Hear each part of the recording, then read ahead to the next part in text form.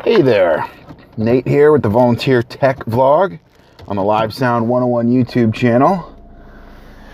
dB is not a unit of measure. That's what we're talking about today in this audio lesson. I'm back from vacation. I'm fired up. I'm refreshed. We're going to get right back into these vlog videos. And I haven't done an audio lesson. I've done a lot of vlogging, just talking about random thoughts about live sound and various things. And I want to get back into the audio lessons. I used to be, when I first started this channel about 2 years ago, I was very consistent about doing like an audio lesson and a report and a lesson and a report.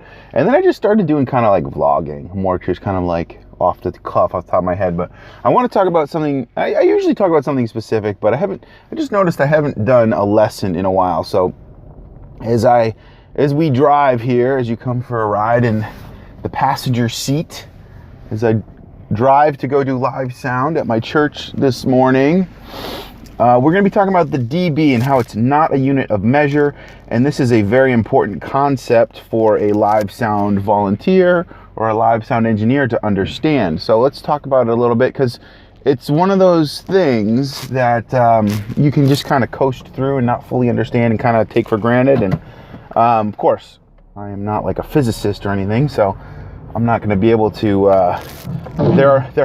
What I mean to say is there are many people on this planet that understand what I'm about to talk about in much greater detail than I do, but at least I can point you in the right direction. So as we drive here today, we're going to talk about dB, and what do I mean by that? When I say dB is not a unit of measure. So what I mean to say is it is different from, let's think of other units of measure. It's different from an inch. It's different from a foot. It's different from a mile. Think of anything. It's different from even a watt. You know, you have a 30-watt power amplifier. dB is a relationship between values that it's expressed essentially as a ratio.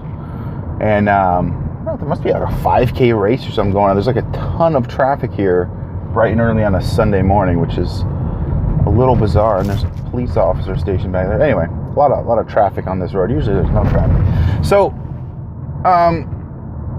it's a relationship. It's expressed. It's a logarithmic thing in the world of volume, in the world of audio. The reason we have the dB is because we need to somehow express incremental differences when we're talking about orders of magnitude that are enormous. So what am I talking about? Orders of magnitude that are enormous. So, you can have 1 inch, you can have 2 inch, you can have 3 inches, you can have 1 foot, 2 foot, 3 feet. That is what we call a linear scale. But in the world of volume, the way we perceive loudness, the way we hear things, the way our ears work, it's a little bit different. It's not just like a linear scale. It's what they call a logarithmic scale. So that difference between one increment and the next increment of volume is exponentially different. And you can look at the math equations and things like that to kind of, you can look at like square roots, and you can square numbers to kind of get, and there are math formulas, which you don't want me to get into math formulas while I'm driving. It just wouldn't be pretty. But that is to say, when we talk about how humans perceive loudness, there's such a vast difference between, hearing a pin drop and a jet engine. There's not a linear scale or linear unit of measure that we can use. So the dB was created to express these values, to compare one loudness to another, rather than actually have a unit of loudness. It is a curious thing. It is a very curious thing. It's like, what, because you think like, well, why can't you just have, one unit of loudness? And would that actually mean anything if it wasn't in relation to something else? So that's kind of the whole point, is that when you hear things, you're hearing things in relation to something else. It is an interesting concept to wrap your head around. And so you have things like dBu, dBV, dBm.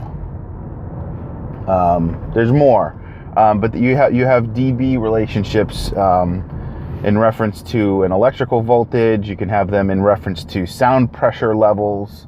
You can have them in reference to power. You can have dB relationships in reference to an assortment of different things.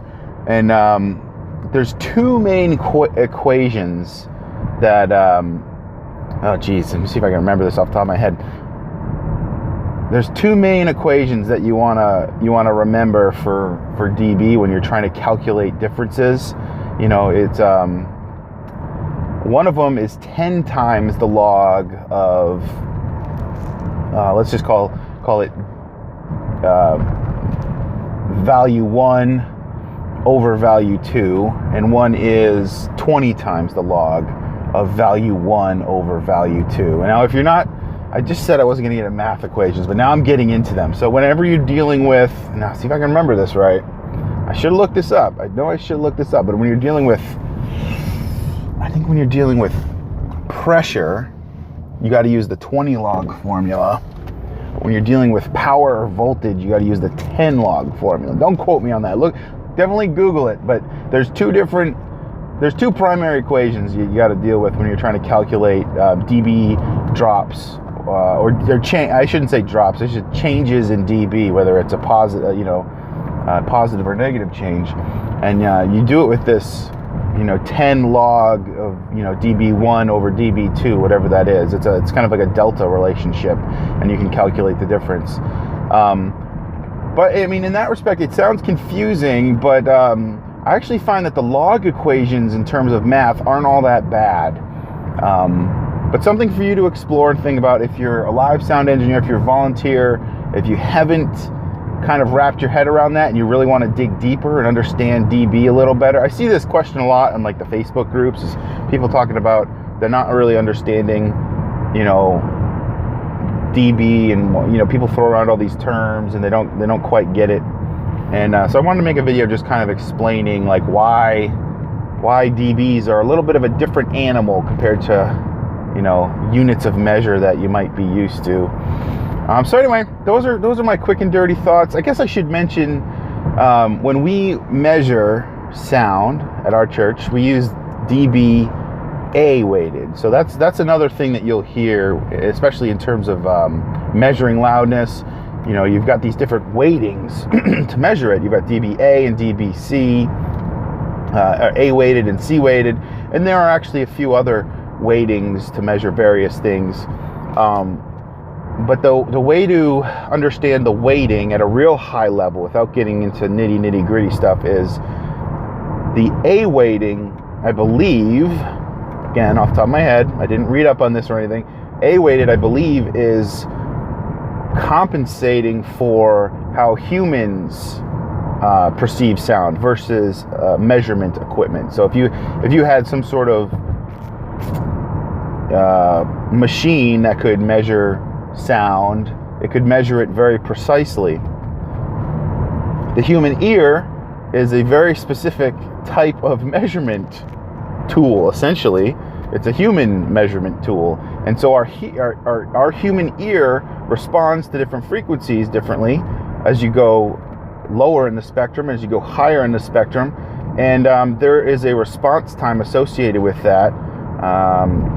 You can have what's called a temporary threshold shift. If you've ever been to a loud concert and you've been in a very loud environment for a long time, your ear is kind of an interesting organ, and it can do some pretty interesting things. And so from what I understand, the A weighting kind of is a measurement tool that compensates, that tries to measure closer to how humans hear things in terms of the frequency. So that's kind of like the main gist of the weighting. There's a lot more to it than that. I'm kind of glossing over it, but that's the big thing you need to know. When we measure, the important thing is to remember to measure at the same location using the same weighting, and make sure your calibrator's your meter is calibrated. And we actually just calibrated our meter not too long ago, and it was like, I think it was like half a dB off. We've had the meter probably for 10 years, and it was actually reading half a dB off or something like that. So it is good to calibrate those things. But anyway, that's my quick and dirty audio lesson about dB and things to consider. If you want to learn more about the dB, there's a really good book that I read that I reference a lot. One of them is, there's two books. One of them is Yamaha Sound Reinforcement. That's got some good stuff about the dB. Another one is Audio and Media by Alton. I think Stanley Alton.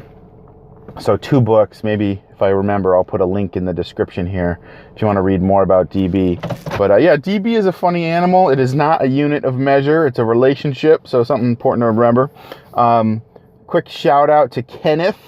So last video I did was ENT visit. I can hear again, and I talked at length about how awesome it was to go to the ENT and actually get my ears cleaned out, and kind of embarrassingly admit I should have done that a long time ago, because it was really affecting my mixes, I think, and the way I hear things. And so that was amazing. Kenneth chimed in and said he goes every 6 months, and I think I'm going to be on the bandwagon with you, Kenneth. I think I'm going to be making ENT visits probably at least once a year. I don't know about every 6 months, but at least once a year. It'd be great if I could do it every 6 months. So I might look into doing that every 6 months. So thanks for the comment. Appreciate it. Also, some comments from S. Ewing. Try to remember what S. Ewing was talking about.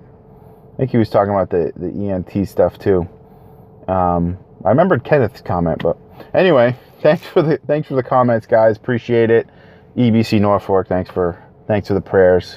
I do appreciate it. So I'm about to go do sound, and I will have a report later today documenting how things went. So we've got a kind of a new lineup. We've got a new band playing today with some new a new ensemble, as they say, some new instrumentation happening. We've got an electronic, what they call hand sonic, an electronic drum that's just like a pad, a big giant pad with different like locations. You can it's almost like an electronic djembe, if you will, where you can program it different ways. So we've got that happening, and just a different worship leader. So it should be a fun one. Anyway, thanks for watching. Thanks for subscribing. I'll see you in the next video.